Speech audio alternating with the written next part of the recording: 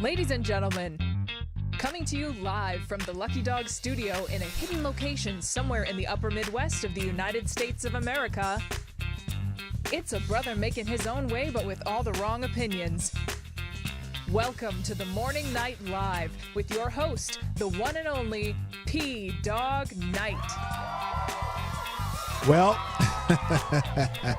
I had a plan, but as always, it can change on a moment's notice. Good morning, everybody. Welcome to the Morning Night Live. I'm your host, Marty, also known as Dawg Knight on the internet. And welcome back to the Dawg Knight Channel, where we talk about news that happened this day, the latest stuff, breaking news, and all that other kind of stuff, and just stuff that I like to piss and moan about. So anyway, good morning. Happy Thursday, FTG Thursday, the 18th of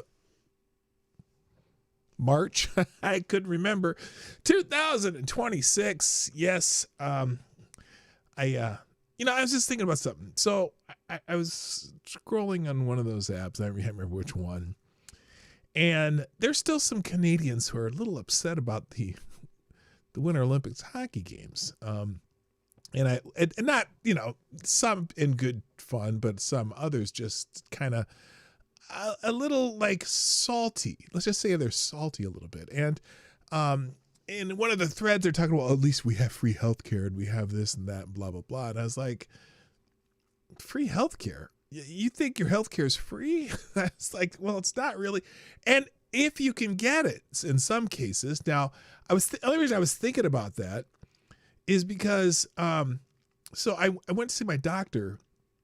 Let's see, on Monday, I went to see my doctor because the MRI steroid injection I had in my hip, it didn't work all that well. It's, worked for a few days and then the steroid part didn't kick in. The initial pain reliever kicked in, but the steroid did not. And so I went to my doctor on Monday. I scheduled an appointment on Friday. I scheduled an appointment for my doctor and got in to see my doctor on Monday. Scheduling it on Friday, I got in on Monday. And then on Monday, I go to the doctor and she's like, well, here's some pain medication, blah, blah, blah. And then you need some physical therapy, which I got into my physical therapy on Wednesday, like 2 days after the doctor's appointment. They got me right in. And then I was thinking about it when I went to my orthopedic surgeon who's going to be doing my hip replacement. I remember I scheduled that appointment like 3 days before the appointment, got in to the appointment, and he said, well, we need to get an MRI done. And the MRI they scheduled the next day, and they looked at it, and I went back and they did this stuff, and then they scheduled the injection 2 days later. So I was thinking about how long that would have taken me under Canadian medicine, because none of these were emergencies. And sometimes I think, and I'm not knocking my Canadian friends, but I am knocking their idea of free healthcare, because I know that sometimes to get an MRI, you need 6 months to get just an MRI. I got mine in 2 days. I'd still be waiting for months. And so that's why a lot of Canadians sometimes come to the U.S. to just pay for their healthcare here, even though they get free healthcare in Canada. So it's not like one system is necessarily better than the other. They're just different and they have different results.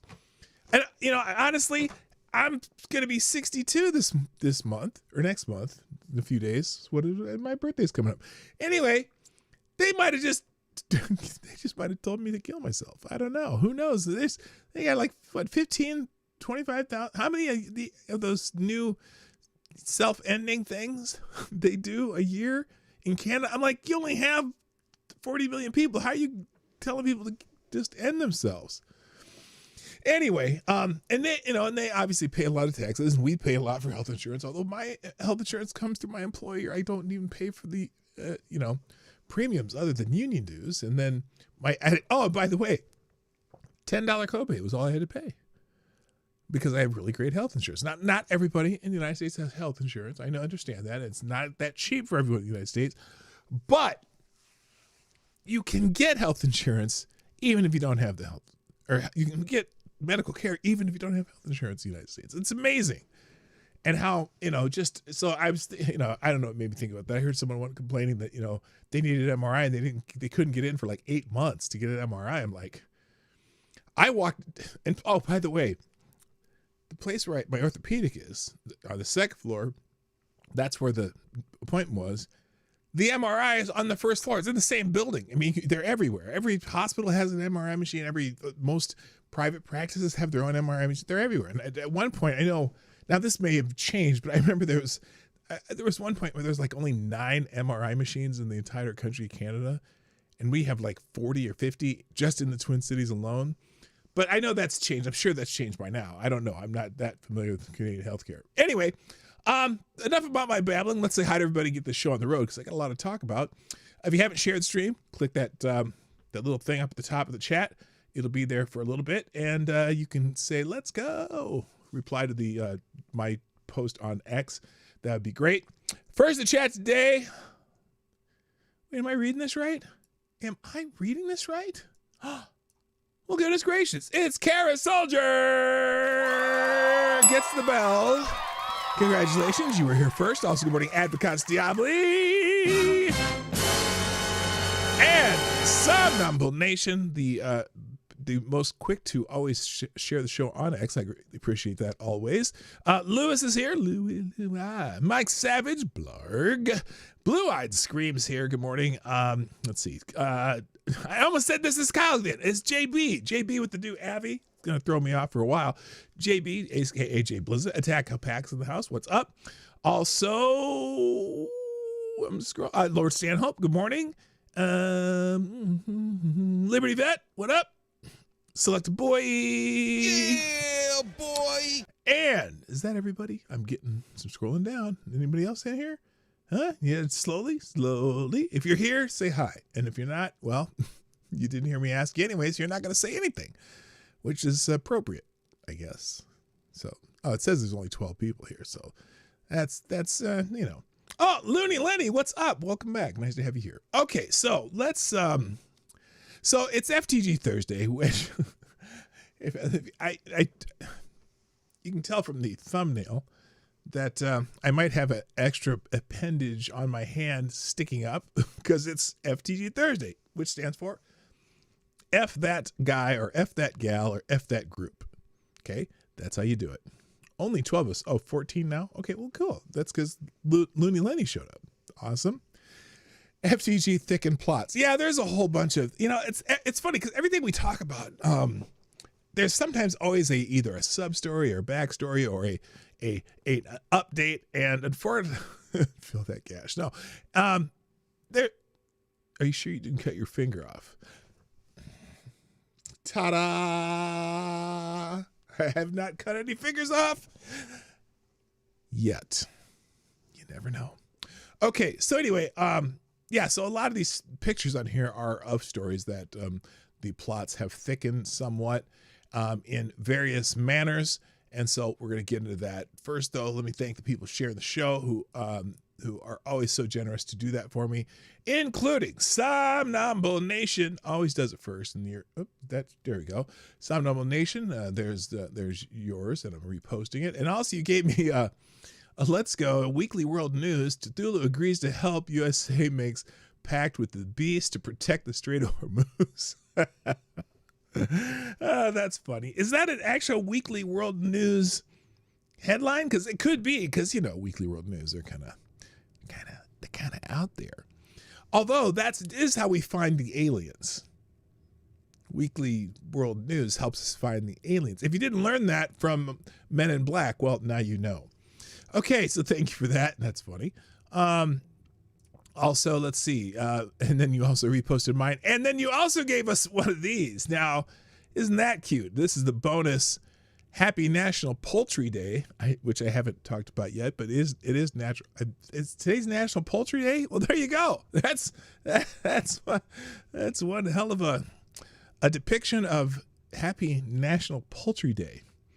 And I'm sure many of you would like to play chicken with her if she were a real human being, or if she were not if she were a real boy, but some days you can't tell. You know what I'm saying? It takes a little more investigation, and then you go, yeesh. All right. Thank you, Mike Savage. Let us go. Replying to my post of the show.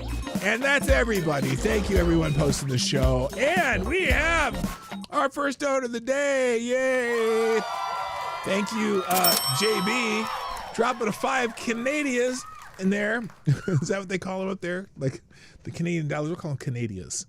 I just like saying Canadians, up in Canada. Anyway, JB says, I remember hearing somewhere it was either English or French archers where that gesture originates from. Oh, I didn't know that. You mean that gesture? Thank you, Jay Blizza. Oh, that was the two fingers to show you still had them. Oh, this is that's what that is. That's two fingers to show you still had them. The peace sign. Okay, I got you. All right. Well, thank you. I appreciate the new information, and we learn something every day. And sometimes you get an assist from people who know a little bit more. So there you go. All right, let's talk about what's happening. It is, let's see, holidays.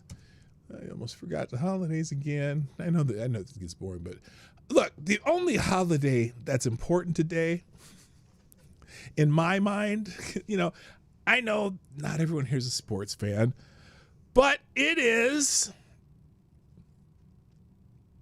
March Madness. Yeah, it's time for the college basketball tournament. It starts today. If you don't have your brackets filled out in the next 15 minutes, you are...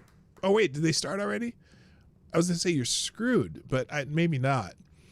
But anyway, I'm kind of bummed because Northern Iowa is the Missouri Valley Conference champion in basketball, which should have been Drake. But Drake knocked off the number 1 seed, but then lost in the second round. But, having lived in Iowa for a long time, Northern Iowa's in the tournament. But it's March Madness, the NCAA men's and women's basketball tournament, which originally just the men's was the March Madness, but they call it for both. And so everyone's going to be celebrating College Basketball Day. They're filling out their polls. Oh, there's a bunch of naked guys. Anyway, and congratulations to anyone who has a favorite team that's in the tournament. And good luck on those brackets, those of you who fill out brackets. So there you go. Other holidays, though, the real holidays. I was just kidding about that being my favorite holiday, although it is my favorite time of year. Even though I didn't follow much basketball this year, though. I've fallen off on paying attention to sports. Anyway, it's National Chocolate Caramel Day, so go buy who makes the Reasons? You ever know those chocolate Reasons? It's a kind of it's not a dark chocolate, but it's a mid chocolate over a really nice hard caramel, but it's chewy and it's good and it's like, oh, just love it. Anyway, another news in the tip jar from Carousel, saying go Boilers and Vols. Okay, you mean Purdue, I'm assuming, and Tennessee. Well, okay, there you go. I will have good thoughts for the Purdue Boilermakers and the Tennessee Volunteers. Also, it's National Let's Laugh Day. Yeah. Not bad. And then it's Eid al-Fitr, religious observance marking the end of Ramadan, fasting, expressing joy, gratitude to Allah, and community celebrations with prayers, feasting, and giving, which I'm hoping they don't give us, anything that has TNT in it. Okay, also it's the Feast of St. Joseph, a religious observance of March 19th, honoring St. Joseph, husband of the Virgin Mary, and foster father of Jesus Christ. Foster father? Why do they say he's a foster father? He wouldn't be a foster father. He'd be like a stepdad, wouldn't he? I mean, of sorts, it's not the father, but he's married to the mother, so that'd make him Jesus' stepfather, not his foster father. What the hell? Who wrote that down?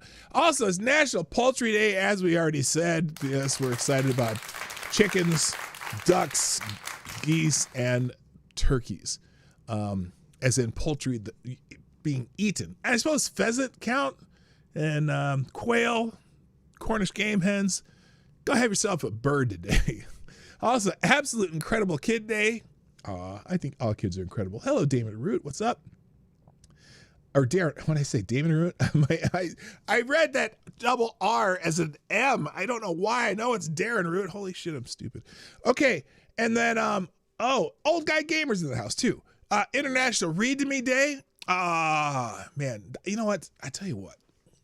There's something that happens quite often when we go visit my granddaughters. Well, we visit my daughter too, but we go over there for the granddaughters. And it's so cute because now almost every time I go over there, the little one, the younger one, the 2-year-old, she will go get a book and bring it to me to read to her. Oh, talk about heart melting. Just going, oh yeah, I'll read to you every day if you ask me to. It's just so sweet. It's just awesome. But anyway, so find someone to read to. Hell, I'm reading to you today. I'm by just looking at some of these articles. Also, Certified Nurses Day, National Automatic Door Day, which is very specific again. Ugadi Day, religious observance celebrating the Hindu New Year. Any Hindus out there? Happy New Year. Companies That Care Day. Is there really any companies that care? I don't know. National Close the Gap Day. Oh, what is that? Oh, promoting. Oh, God. Wait a minute. Okay, here's what National Close the Gap Day is for. An awareness observance on the third Thursday in March, promoting health equity. And closing the gap in life expectancy and health outcomes between Aboriginals and Torres Strait Islanders people and non-Indigenous in Australia. So this is in Australia.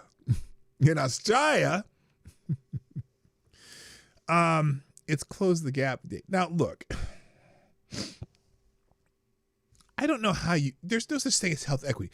You know what health equity would be? Is if someone dies, kill everybody else at the same time. That's what health equity would be, I suppose. I don't know what they mean by that. Equity, oh my gosh. When I say equity, you say run. St. Joseph Day, International Clients Day, and Operation Iraqi Freedom Day, commemorating the beginning of Operation Iraqi Freedom. I don't know if I want to celebrate that. And then there's a bunch of month stuff. All right, enough about the holidays. It gets old. All right, here's some news. Leave the thigh gaps alone. Whoa, what? I was like, what is he talking? Oh, International Close the Gap Day. Well, in your case, it would be Open the Gaps. Anyway, enough about that. Some news that's newsy news before I get to the featured things. Apparently, over the weekend or yesterday, I guess, unidentified drones fly over Army base where Rubio and Hegseth live. Now, remember, we were wondering about, you remember those drones that were flying around all over the United States not so long ago? Like, was it 2 years ago? And when we still really haven't gotten any more information on those, like they thought maybe Iran or somebody had a mothership submarine or something that's launching drones out somewhere. Oh, wait a minute. I'm sorry. Let me stop here. I just noticed a couple people here. Pope Tyrannus III is here, the Blessed Lich, with today's message of hope, not from the Father, not from the Son, but from the Holy Ghost. Today's blessing is blessing of the Holy Ghost. Today, if you are feeling sad, remember that storms, bad times will come, leave a mess, and disappear. But in the end, we are stronger for enduring them. I kind of botched that up with the timing of the message, but I guess you could understand it eventually, right? Also, good morning to James PFP. James. So welcome back. Okay. Anyway, so some identified drones were flying over Army base where Rubio and Hegseth live. On Wednesday night, the Washington Post reported that U.S. officials detected unidentified drones above the Washington Army base where Secretary of State Marco Rubio and Defense Secretary Pete Hegseth live, and that those officials have not yet determined where they came from.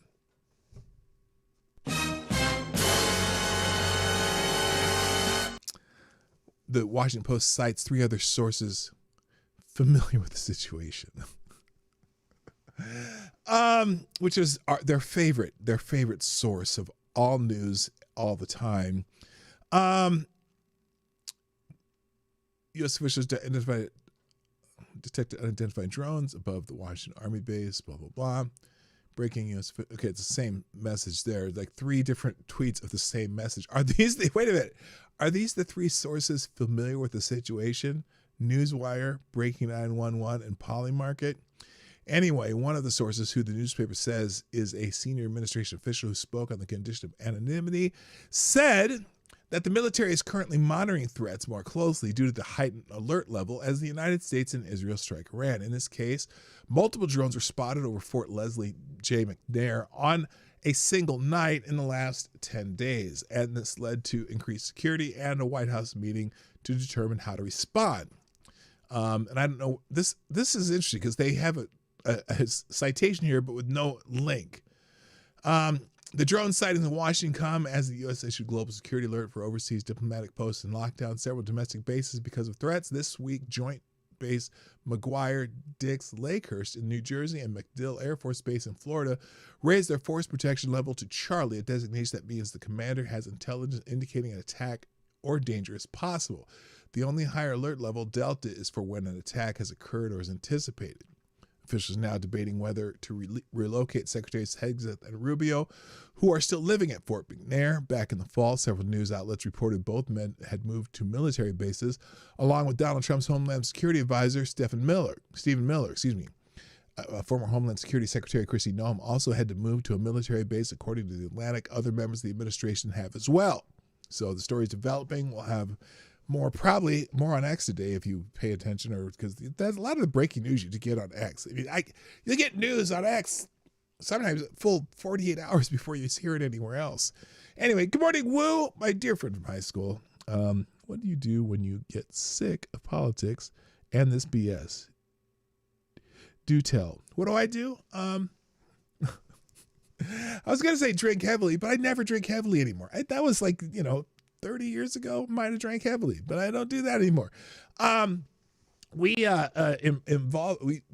binge watch various shows right now. We're binge watching, what's it called? Is it Scandal? The one with Kerry Washington. I think it's called Scandal. We're binge watching that one right now. And also, what's the other one? The Rizzoli and Isles. We're watching that. We're kind of going back and forth on that. And then also, obviously in the summer, we just go drive somewhere and walk through a park or see a different little town or whatever. That's how we do it. Marty likes anime. I don't watch anime at all. For some reason, I just don't get, I grew up on Hanna-Barbera and Looney Tunes. So anime just doesn't look right to me. Like anime is kind of grew big in the last 20 years. I mean, well, maybe in other places more than that, but that's I just don't. I get it, but I don't get it. Anyway, so there you go. That's in the news. Also in the news, headline from Breitbart: Trump has called for Israel to stop attacks on Iran's South Pars gas field, which they share with, was it the UAE or no Qatar? We talked about that yesterday, where there was a fire seen on that oil field. President Trump stated that there would be no more attacks by Israel after Israel was reported to have launched strikes on Iran's South Pars gas field. In a post on Truth Social, he stated that the United States knew nothing about this particular attack and added that Qatar was in no way, shape, or form involved with it. Trump explained that because Iran did not know Qatar was not involved in the attack, Iran unjustifiably and unfairly attacked portion of the Qatar's LNG gas facility, liquid natural gas. Quote, well, here's the post. Let's see, is this it? Let's see. Is it a link to it?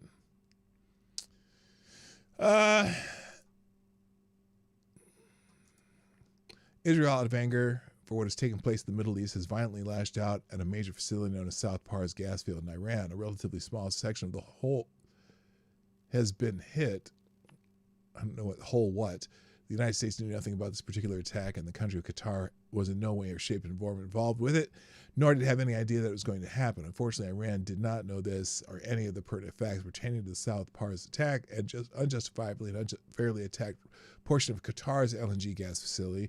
Nor will be attacks made by Israel pertaining to this extremely important and valuable South Pars field unless Iran unwisely decides to attack a very innocent, in this case, Qatar, in which instance the United States of America, with or without help or consent of Israel, will massively blow up the entirety of the South Pars gas field at an amount of strength and power that Iran has never seen or witnessed before. I do not want to authorize this level of violence and destruction because of the long-term implications that it will have on the future of Iran. But if Qatar's LNG is attacked again, I will not hesitate to do so. Thank you for this attention to this matter. So he's already speaking scorched earth should the Iran attack Qatar and their facilities.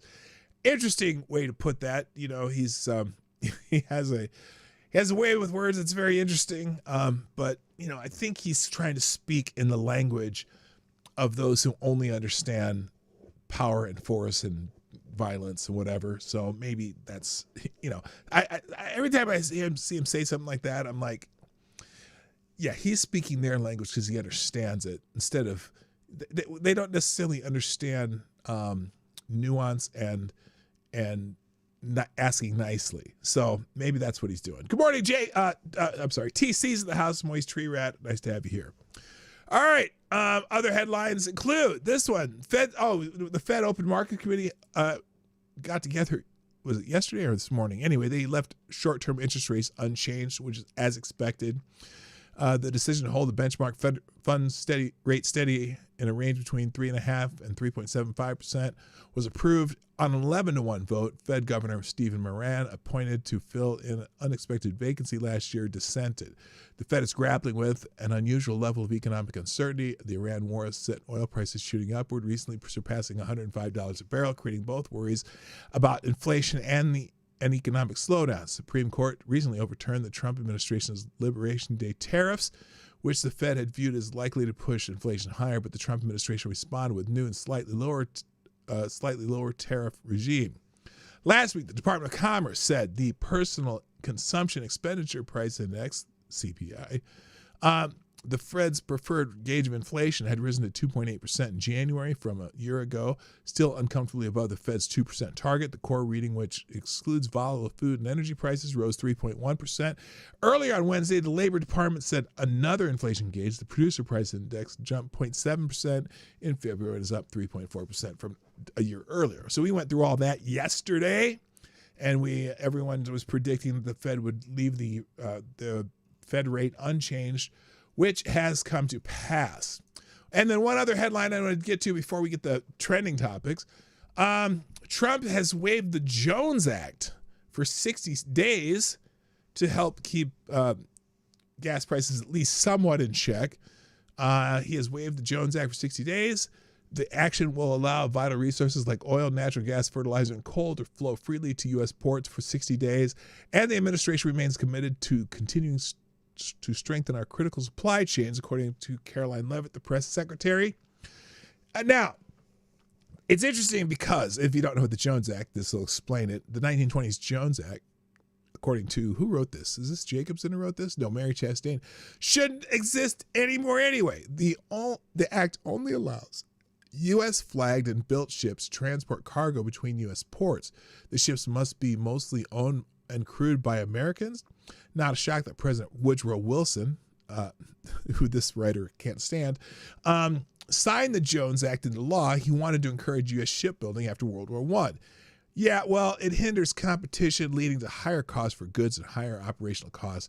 Fewer than 100 vessels comply with the Jones Act. Yes, fewer than 100. That's going from port to port just from in U.S. to U.S.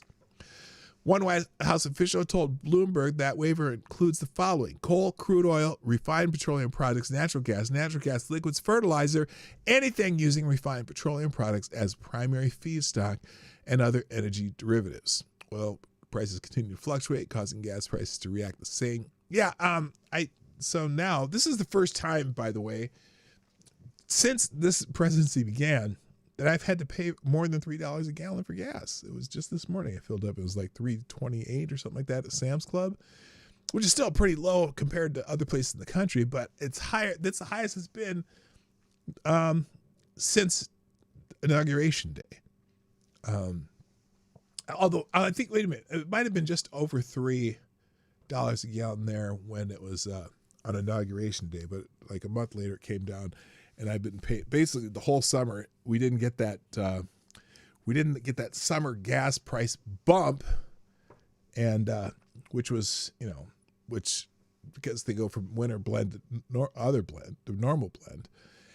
And yes, and due to the war, of course, due to the war, that's the main thing that's happening. So interesting. Although there's still Democrats trying to get him to dip into the strategic oil reserve, which that's never been what it's for, to manipulate gas prices. But anyway, all right, now there's some FTGs in some of the next stories, especially in the feature stories today. And we can just right away say FTG to Iran. They began executing people again. Today in Iran, here it is. They executed 3 young protesters, including a 19-year-old Iranian wrestler. This is a 19-year-old champion wrestler from Iran. They executed him because he criticized the what do you call it? The religious government, so to speak. Iran's judiciary hanged Saleh Mohammadi, Mehdi Ghassemi, and Saeed Davoudi in Qom prison on Thursday, accusing them of killing 2 police officers during January protests, and charges like enmity against God.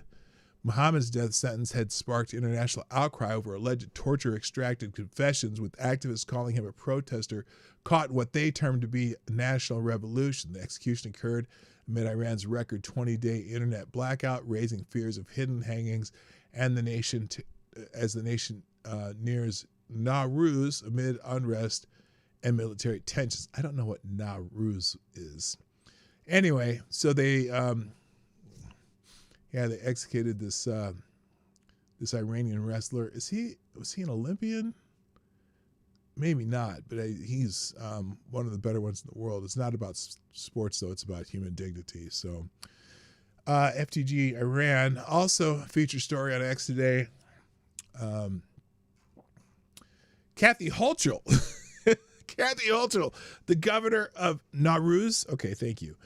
Kathy Hochul, Hokey Pokey, is begging for millionaires to return to New York from Florida. And what she sees as patriotic on March 11th at a political summit in Albany, Hochul noted that remote work has allowed high net worth individuals to leave New York's high taxes for places like Florida and Texas, eroding the tax base. Stop raising taxes on them. She called for patriotic millionaires to step up with checks or to return. I mean, it's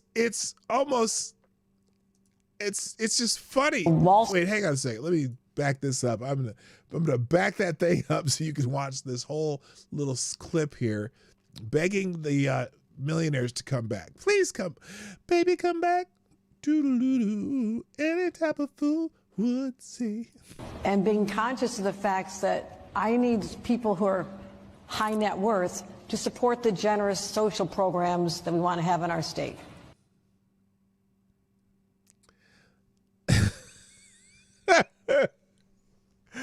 I need them to facilitate free stuff in our state.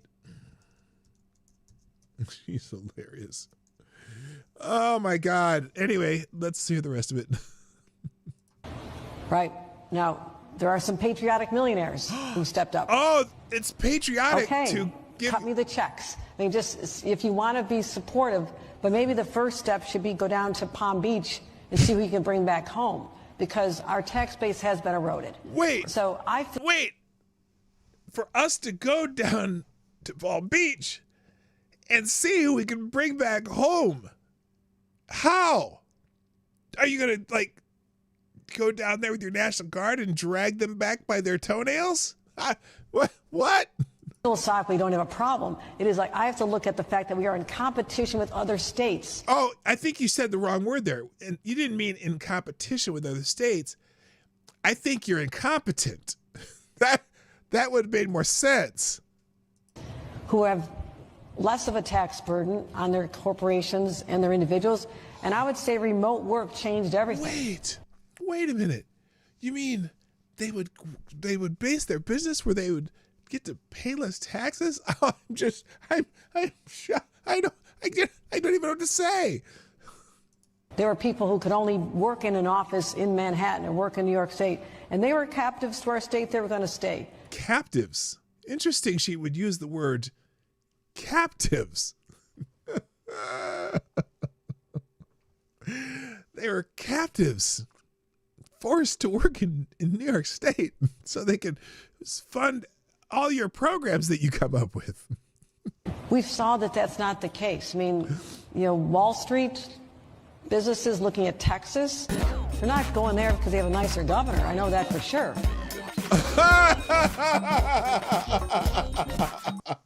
Really? Really? What do you mean by nicer?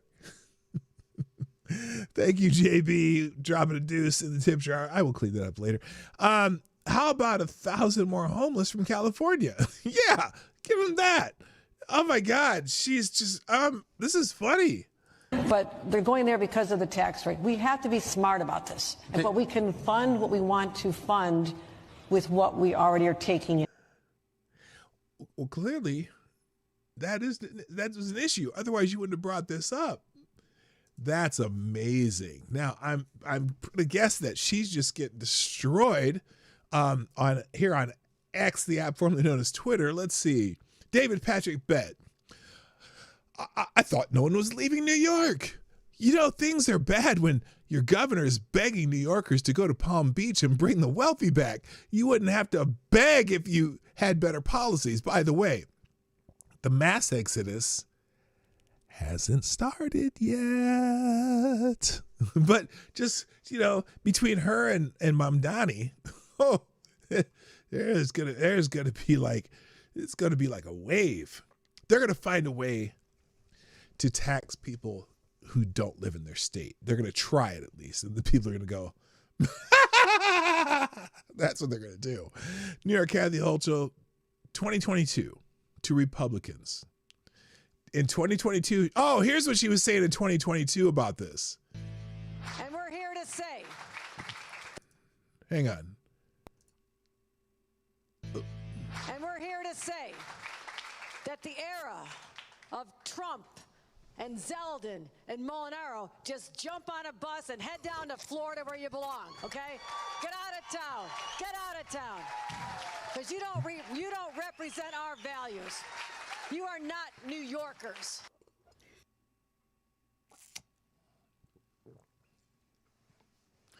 But that's none of my business.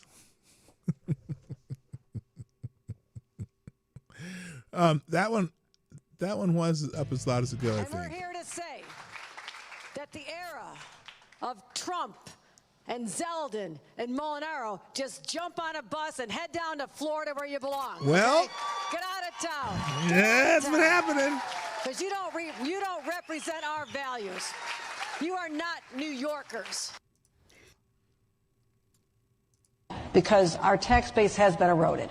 So I philosophically don't have a... Now, there are some patriotic... There's some patriotic millionaires out there. And we're here to say... Shut up! That's so funny. Good God. The woman's clueless. New York Kathy Holch is begging wealthy people to have moved to Florida and Texas to come back to New York and pay taxes. Come back and pay some taxes. We need you now.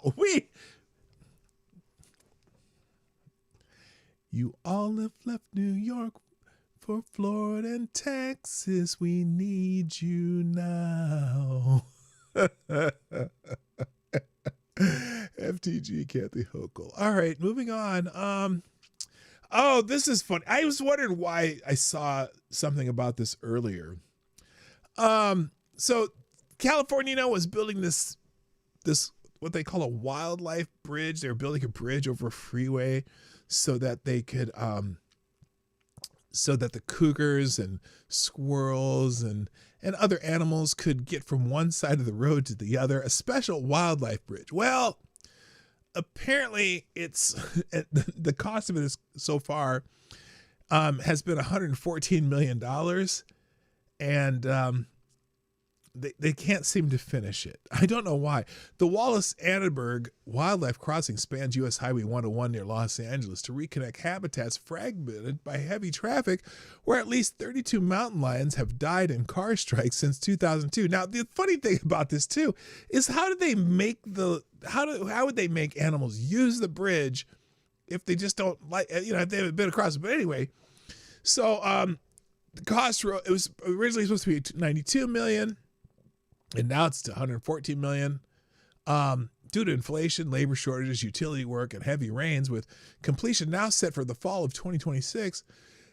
After Governor Gavin Newsom broke ground in 2022, supporters point to proven reductions in collisions at similar bridges, saving lives and millions in damages, while skeptics highlight extras like fungal experts and compare it to Colorado's cheaper $15 million overpass.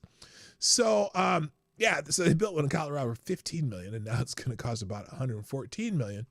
So, and here's a picture of it. Here's California's already spent $114 million on this unfinished wildlife crossing. Now, the other part of this too, it's interesting how they're doing this. So they see the land up at the top here. Let me expand this out. Here, let's turn that music off. Turn that music off. Holy shit, that's loud anyway. So yeah, here is where they've started. I guess they were gonna build it from this part of there up here, and as it spins around, I guess the bridge is supposed to span all the way to over there, right? But what's odd about this? So you're meant to make this wildlife crossing, but do you see this area right here, up here to the right? There's some buildings and shit there, and then there's also some buildings over here to the left. If you look back over here to the left, there's a bunch of houses there, and they're going to build a cougar crossing here. It's just odd. But anyway, this is as far they've gotten on the bridge after $114 million. And I saw people showing pictures of this. Someone saying, bro, this state can't be real. Which now even the New York Post is calling California's unfinished wildlife bridge to nowhere, because where's that thing going? It's going nowhere. Right? Anyway, so now it's funny. So this guy named Dustin Gage, I think he's actually in Minnesota, if I remember right. He's a Minnesota guy. So he posted this, how California has these boondoggles. So this is the high-speed train that they've been building for I don't know how many years, and they've spent billions and billions on it, and it's not any close to being done. And then the wildlife bridge, right? That's not done. And he's like, oh yeah, this is. And he said he posted this. How is California even a real place? To which Gavin Newsom replies with this. He's like, how is Florida and Texas? Or how is Florida a real place? How is Texas a real place? See, we can do it too. And he shows these two pictures of bridges that clearly have basically nowhere, right? Well, there's a small problem of the bridges he put up. See, these two entities are entities that the state of California has been trying to build for this one's since 2022. I don't even remember when this train project started, but it's been many years, many billions of dollars that have gone nowhere. But these two projects, the one in Florida and the one in Texas, well, there's a community note that has been proposed on it because, well, the first bridge in Florida, both these bridges are decommissioned infrastructure projects next to projects that replace them. So these bridges used to be in use. In fact, I recognize this bridge in Florida because I drove on the bridge that runs parallel to it in the Florida Keys. That's the old road, old highway that goes from mainland Florida through the Keys all the way to Key West. And there's a brand new one that they've built just parallel to it. That's the old bridge that they haven't torn down yet. So it's not a project that's in progress. It's a project that was done, built, used for 50 years, and then closed when they built a new bridge. Let's see, unlike California's unfinished projects, the picture on the left is the original 7-mile bridge in the Florida Keys and was operational for vehicles from 1912 to 1982. So they used that bridge for 60 years, and after 1982, sections were removed for boat traffic. However, some of it is still operational for pedestrians. Yes, they use a couple of them. They have pedestrian travel between the different islands. And then the one in Texas, let's see, the one in Texas, the right image is the also decommissioned. You can see the replacement bridge in the lower left corner if you click on it. Yeah, see, this is they rerouted the road and put the road over here now. So that is also a replacement for the old bridge, which is no longer used. So Gavin Newsom's just straight up full of shit. So anyway, so FTG, who? Obviously Gavin Newsom. Which we kind of almost do every day, but you know what I'm saying. Oh, I put Newsom. There, FTG Gavin Newsom. All right. Now, oh, and by the way, if you want some details on the the Cougar and Butterfly Bridge, there's a great article in City Journal that goes into much detail about it, including this woman here. Her name is Brett Pratt, who is what is she like? She's one of the activists that came up with this idea for this bridge, and it's. Let's see, in 2022, Gavin Newsom broke ground in the Wallace-Annenberg Wildlife Crossing, a project featuring an overpass for animals atop 10 lanes of the 101 freeway in Southern California. At the ceremony, Newsom boasted that the state had committed $54 million, and he promised to complete the job with another $10 million before seeming to hedge on whether the final sum would do the trick. So they were so they thought they were going to do it for $54 million, and now they're, oh wait, this is when, let's see, nearly 4 years after the ceremony, the bridge is past due and the project some $21 million over budget. They're projecting it's going to cost $110 million now.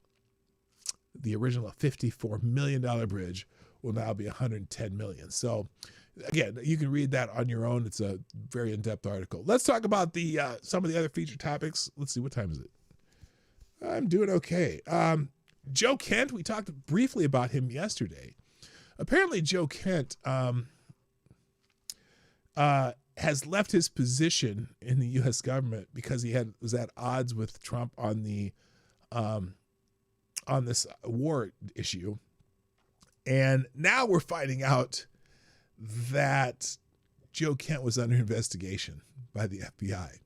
So here it is. And also he's suspected to be one of the leakers in the Trump administration. Exposed. Joe Kent, suspected leaker who was already on the outside. This pains me so much to have to write this. Two things can be true at the same time. It is true that Joe Kent honorably served our country as a combat veteran and endured immense personal sacrifice. His first wife, Shannon, was killed by ISIS in Syria while she was bravely serving the United States. It is also true that Joe Kent has a documented history as a serial leaker who was excluded from key intelligence briefings for months, and he was repeatedly displayed an obsessive pattern of blaming Jews and Israel for major geopolitical issues. The second fact renders him unfit for a high-level role in any administration, regardless of his earlier noble service and tragic loss. Personal sacrifice does not excuse character flaws or behavior that undermine trust and national security. The fact is, Joe Kent was not in the room. Months ago, he was quietly removed from President Trump's intelligence briefings after serious concerns about leaking sensitive information. By the way, wait till you hear who's possibly one of the people he was leaking information to. Many White House staffers believe Joe Kent was leaking to John Hudson. Not a coincidence that Hudson chose to run to CNN during prime time tonight and attack President Trump less than 12 hours after Kent resigned. He was deliberately excluded from all high-level Iran planning sessions and had zero access to the classified intelligence that demonstrated the Iranian regime was accelerating toward nuclear breakout capability and presented an imminent threat. Despite being completely cut off the relevant intelligence chain, Kent still chose to publicly resign with a self-righteous letter claiming there was no imminent threat and accusing President Trump of being deceived. The timing is no coincidence. The administration had already identified him as a security liability. Now, his bitter attention-seeking exit only confirms why his judgment was never trusted on the most critical matters. Leakers and quitters who weaponize their resignations have no place in this administration. And this is Tony Segura, I think, says, or Tony Saruga, says, good riddance. Kent resigned from his job as director of the National Counterterrorism Center less than 12 hours ago, and he's already booked on the shows of two of the biggest Trump haters, Candace Owens and Tucker Carlson. And they have both announced that they are interviewing Joe Kent this week. So, fascinating. You're being told Director of Counterintelligence Joe Kent resigned over conscience, that he courageously opposed Iran war, and that this is some kind of moral stand against reckless policy. And then they have a copy of Joe Kent's letter. So anyway, also it was just revealed. Now Fox News said this, so you take it with that their conservative bias, grain of salt, okay, until you get more confirmation. I will always say that about them too. They're saying it was revealed on Fox News that Joe Kent had been under investigation by the FBI since before his departure. Quote, just a moment ago, sources saying that Joe Kent, the former director of the United States National Counterterror Center, he just resigned. He's now, I suppose there's supposed to be a word under there, under FBI investigation for allegedly leaking classified information, and the investigation predates his departure. So maybe, just maybe, he found out he was under investigation. Now, wow, Joe Kent and Tucker Carlson clips were shared by Iranian regime state media 4 times in the space of hours. So now he's gone on Tucker and Candace Owens interviews, and Iranian media is sharing those clips on their whatever. So, and then President Trump shuts down the bullshit claims by weak Joe Kent. This is a heavy-duty Trump supporter saying that, or maybe that's what Trump said. Here is, let's see. Here's Donald Trump being asked about Joe Kent. Now, and I always will take, FTG Joe Kent, though. I'm curious what Trump had to say about him. Let's watch this, too. Mr. President, your director of national counterterrorism, Joe Kent, he just resigned today. He said he can't support your conflict with Iran. What's your reaction to that? And did you? Well, I read his statement. I always thought he was a nice guy, but I always thought he was weak on security, very weak on security. I didn't know him well, but I thought he seemed like a pretty nice guy. But when I read his statement, I realized that it's a good thing that he's out, because he said that Iran was not a threat. Iran was a threat. Every country realized what a threat Iran was. The question is whether or not they wanted to do something about it. And many people, many of the greatest military scholars are saying for years that presidents should have taken out Iran because they wanted a nuclear weapon. They were, if we didn't do the attack, or if, I'll go a step further, if I didn't terminate the Iran nuclear deal given to us, one of the worst deals ever made by Barack Hussein Obama. Remember when they sent Boeing 757s over there, loaded with cash, hundreds of millions of dollars? You would have been very happy. This was a wonderful, they sent hundreds of millions. People forget that. Does anybody remember? Right? You remember. Hundreds of millions of dollars in a Boeing 757. Okay, he's rambling. I think we got the key point about Joe Kent there, though. But it is odd that he thought he was weak, but he still had him in that position. But it's also the bigger point is that now we're learning that he might have been under investigation. Now, also the question here, someone here says, was Joe Kent Candace Owens' mole in the U.S. government feeding information about the Charlie Kirk investigation? So I don't know about that. So they got a couple things here. What did they put here? They've got, well, you can read that one on your own. I'm not going to read all that because it's not that important. But here's the clips they posted about that particular topic. We've been told that this individual, Robinson, is a lone gunman, and maybe he is. But the investigation that I was a part of, the National Counterterrorism Center was a part of, we were stopped from continuing to investigate. There's still linkage for us to investigate. Because I'm very aware of what's going on. Yeah, Candace, get off my screen! About 48 hours before Charlie Kirk died, Charlie informed people at Turning Point, as well as Jewish donors and a rabbi, that he had no choice but to abandon the pro-Israel cause outright. Okay, Charlie was done. He said it explicitly, that he refused to be bullied anymore by the Jewish donors. We know the pressure because of the text messages that have been made public, that Charlie was under a lot of pressure from a lot of pro-Israel donors. Okay, now, I wonder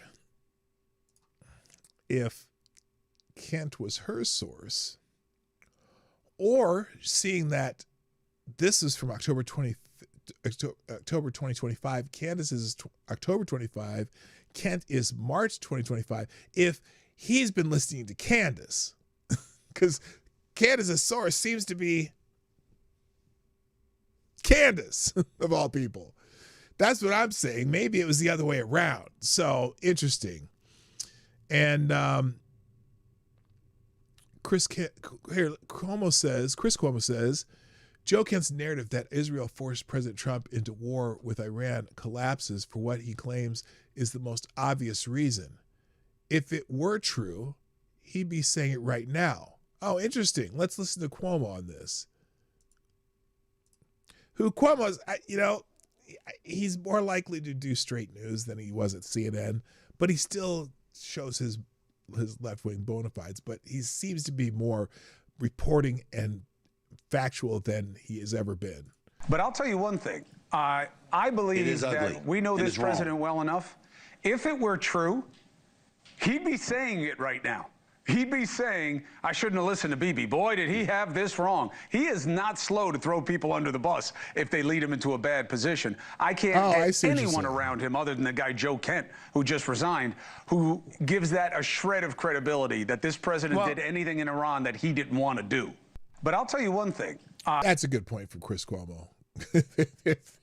If Trump thought this was going bad, he would quickly say, this is Bibi's fault. So anyway, there you go. That's Joe Kent trending again.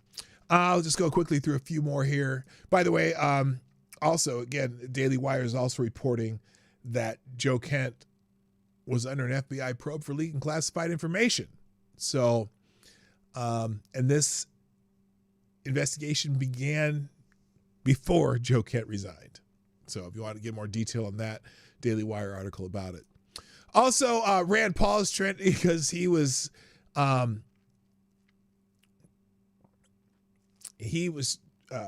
questioning Mark Wayne Mullen to be the replacement for Kristi Noem, and he seems a little bit more skeptical of Mark Mullen. So here's what he posted about it. He posted his best part of the questioning, and then we'll look at a part that maybe Mullen won the day. So here's his own post about what he asked Mark Wayne Mullen. Sheer lack of any kind of self-awareness that you're going to be leading thousands of men and women who will have the use of force. And there's been great questions in our country about how that will be used. And you think a violent attack is just fine. So I guess my first question is, do you think that justifying that kind of violence sets a good example for the men and women of ICE and Border Patrol? Mr. Chairman, first of all, I didn't know the extent of your damage. When the phone call was made, I made it to you and I tried to talk to you. You didn't engage at all. In fact, you said, get your paperwork in. It's got to be in 3 days in between. You offered no apology. Sir? And you offer no apology. Oh, he's talking about when Rand Paul was attacked. Now, I don't know why Mark Wayne Mullen would apologize to Rand Paul, but anyway. Today. And no regrets. Haven't heard the word apologize, haven't heard the word regret, haven't heard I misspoke and it was heated and I made a mistake. Haven't heard any of those words. Sir, actually, it wasn't heated.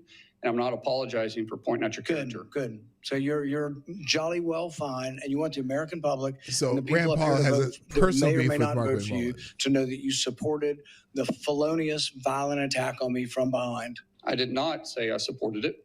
I said I understood it. There's a difference. So that means you really didn't approve of it, just completely understand it. What do you think most people would interpret completely understand to be support for or a condemnation of the violence?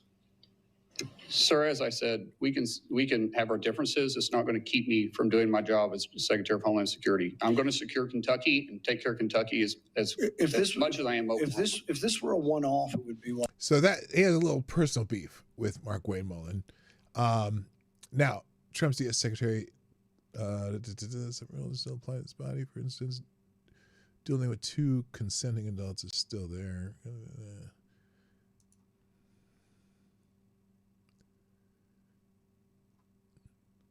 This is still Rand Paul. Now, here's a part that maybe makes Mark Wayne Mullen's case. Do you think fighting as a resolution for political differences is a good example for the men and women of ICE and Border Patrol?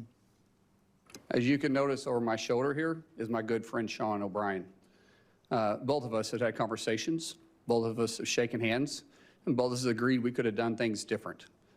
Sean is someone that has become a close friend. We talk all the time. I've been on his podcast. We've talked through this. That's how you handle your differences. Not like this, Chairman.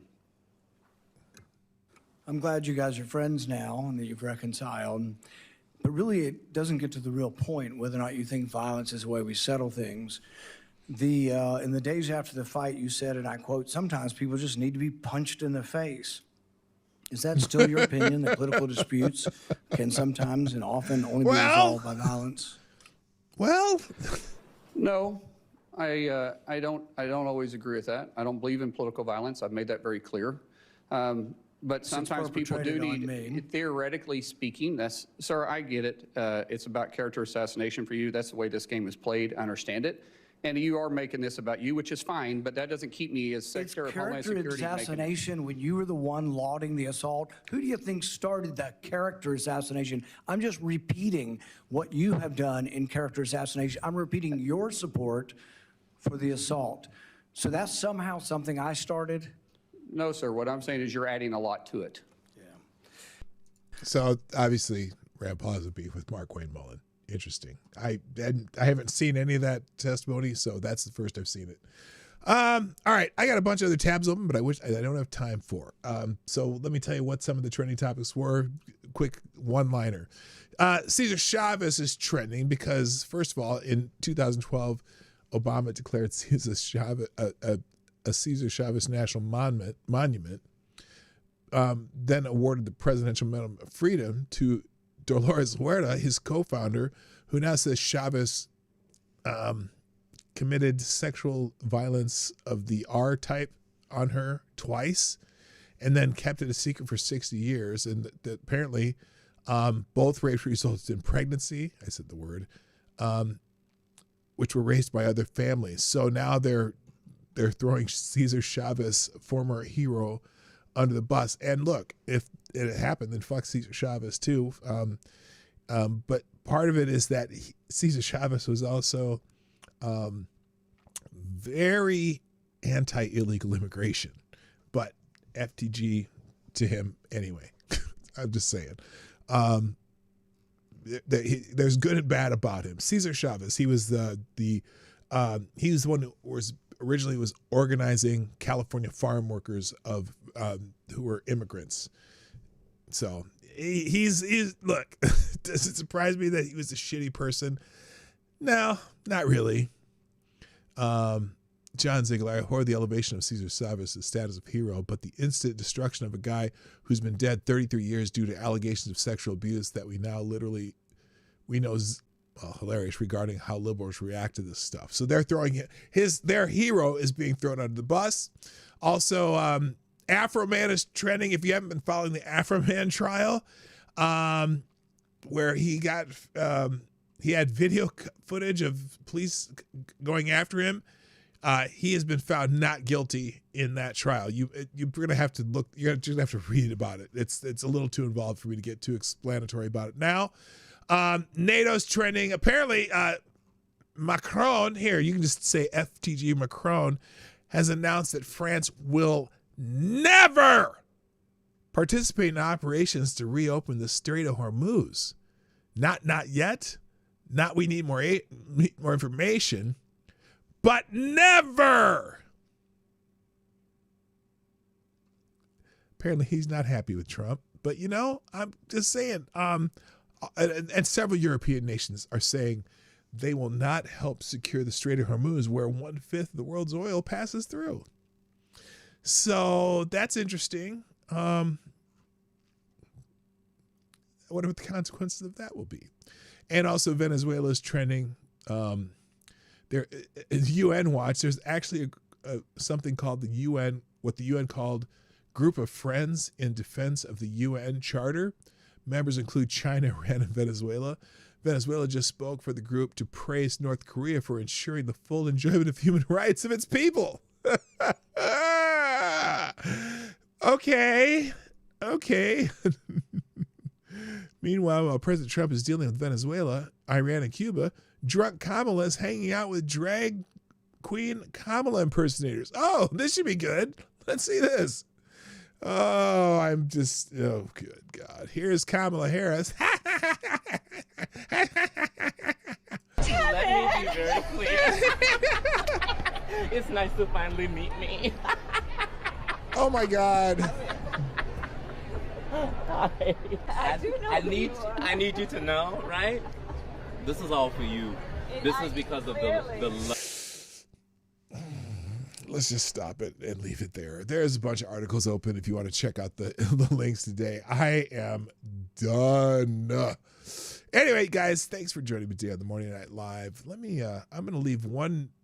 Oh, thank you, by the way, TC, for sharing the show. Greatly appreciated. And I'm going to leave one special link in there for Avocado Stably. You guys figure out which one it is.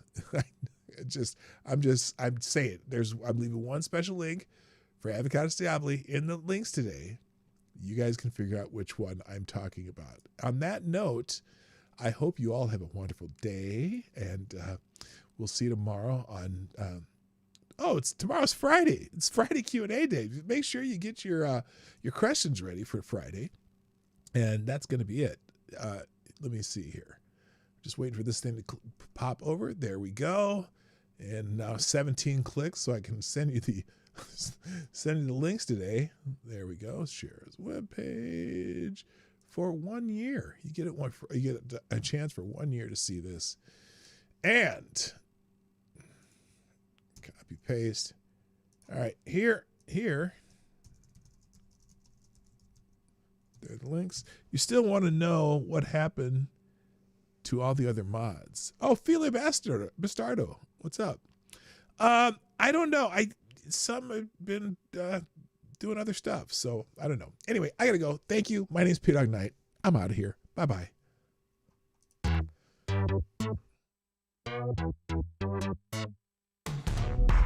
Hey, this is Dawg Knight, and thank you for watching today on the Dawg Knight Channel. If you have an observation or remark you'd like to make about this video or my channel, I absolutely welcome you to write it in the comment section down below. I really look forward to hearing from you. And before you go, if you like what you saw but you're not already subscribed, please make sure you hit the subscribe button and definitely click that bell that pops up afterward so you'll be notified when I post new videos or when we go live. I broadcast my live show, The Morning Night Live, Monday through Friday at 10 a.m. Eastern, 9 o'clock Central. A special thank you to all supporters of this channel who share our videos on social media and who make donations through the Streamlabs link, which is also in the description down below. Thanks again, and until next time, I'm Dawg Knight, and I'm out of here.